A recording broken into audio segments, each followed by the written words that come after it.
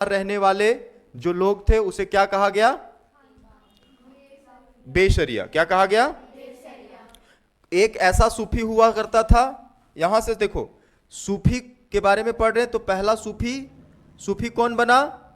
जो कुरान को नहीं मानता था। किसको नहीं मानता था? कुरान को जो नहीं माना वो क्या बना? सूफी। और सूफी जो बने वो दो कैटेगरी के बन गए। कितने कैटेगरी बन गए? दो कैटेगरी के। एक जो खानकाह में रहते थे और एक खानकाह के बाहर। खानकाह में रहने वाला लोग जो है वो सूफी कहलाया, लेकिन थे उनको बड़ी नाम से जाना गया, जैसे मलंग, कलंदर, हैदरी, फकीर, ये सब जाना गया है ना। अब देखो यहां पर आपको सबसे ज्यादा जो पूछेगा कि बेसरिया और बासरिया में अंतर, क्या पूछेगा? बेसरिया और बासरिया में अंतर। तो ये जो खानका से बाहर लोग रहते थे ना, उन्हें ही क्या कहा गया था? बेसरिया। क्या कहा गया? बेसरिया। क्यों? क्योंकि वो लोग किसको फॉलो नहीं करते थे? सरिया क्या है? सरिया गांव है?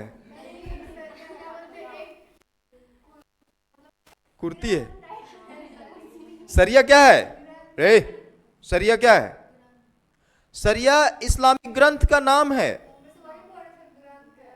मुसलमानों का एक ग्रंथ है सरिया, और उसमें उनके धर्म के नियम लिखे हुए हैं। इस नियम को वो लोग नहीं मानते थे, इसलिए इसको क्या कहा गया?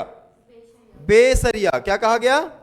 बेसरिया। और देखो इन संतों को बहुत सारे नाम से जाना जाता था, कलंदर, फकीर, मदारी, मलंग और हैदरी।